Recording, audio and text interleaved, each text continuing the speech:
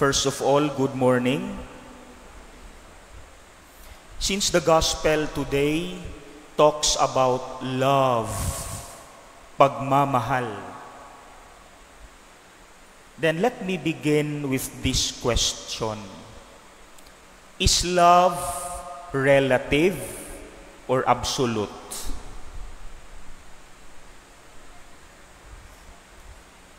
Is love relative or absolute? What do we mean by that? In Tagalog, relative means ang pagmamahal ba ay nagbabago depende sa sitwasyon? Yan ang relative. Absolute, ang pagmamahal ba ay hindi kailanman magbabago kahit anong sitwasyon?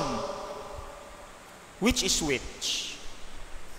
From the human perspective, I am sorry, I have to be frank, our love and the way we deal with love is relative. Nagbabago, depende sa sitwasyon. Take for example, election. Before election, pag walang-wala pa ang election, love and forgiveness is absolute.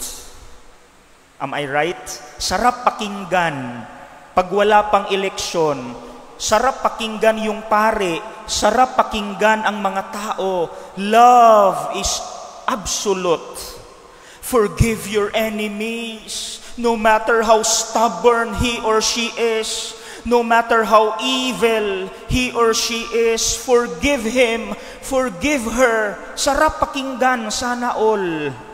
Pag wala pang eleksyon, love and forgiveness are absolute. Pero pagdating ng eleksyon, I am sorry, before, pag malapit na ang eleksyon, during and after, until now, love and forgiveness have become relative. Pati yung pare, nagpaparinig na kasi may partido pala si Pader. Anong sinasabi ng pare? Do not vote for this person because this person is evil. Ano ba talaga, kuya? Pati na rin ang mga nagsisimba, may mga partido na hindi na nag-uusap-usap. Tama? Nasa na yung forgiveness na absolute pag wala pang eleksyon? Relative. Depende sa sitwasyon. Pag pabor sa atin, forgive your enemies. Pag hindi pabor sa atin, ipako siya sa krus. Hala.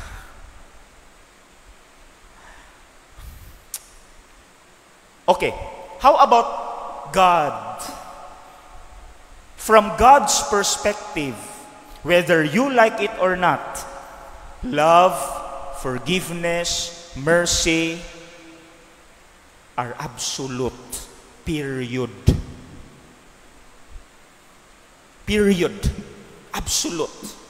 Now, do you know what?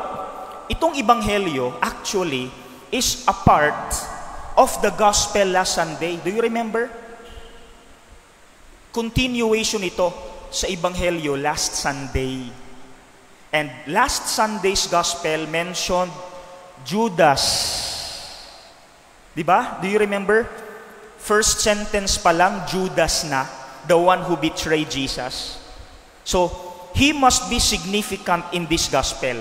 And indeed, totoo. Kasi, what happened? He betrayed Jesus with just 30 pieces of silver. Binenta niya ang Panginoon. Trinaydor niya. Pinagtaksilan. Ang sakit nun on the part of Jesus. Kasi tinuring siyang pamilya eh. Tinawag siya bilang apostol. Binigyan siya ng pangalan. Pero in return, he betrayed Jesus. And what happened? This gospel happened in the context of the Last Supper. And during the Last Supper, even though Jesus, our Lord, was 100% aware, he knew that Judas would betray him during the washing of the feet. He did not skip, but he washed the feet of Judas. That is love in an absolute way. Hindi nagbabago kahit ano ang sitwasyon. Hinugasan pa rin niya ang mga paa ni Judas kahit alam niya na pagtataksilan siya, ipagkakanulo siya ni Judas. See? Hindi weder-weder. And another thing, not just Judas but the rest of the apostles except John, yung 10 iniwan nila si Jesus. Ayaw nilang madamay kay Jesus. But after the resurrection, Jesus appeared right in front of them. And instead of reprimanding them, anong sinabi ni Jesus? 3 times niya binalik. He repeated this phrase 3 times just to insist that I forgive you. Ano yun? Peace be with you.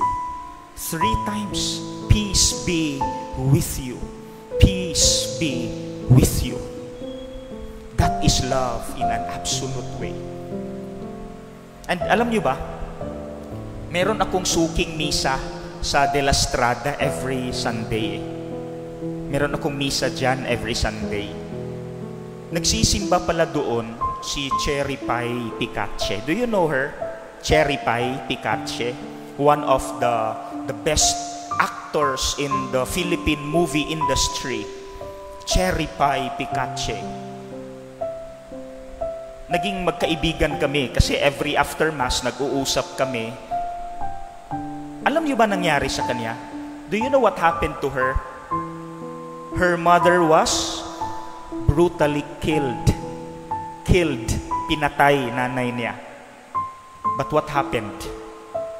Pinuntahan niya ang kulungan and he met the killer and she embraced him and forgave him. Absolute love.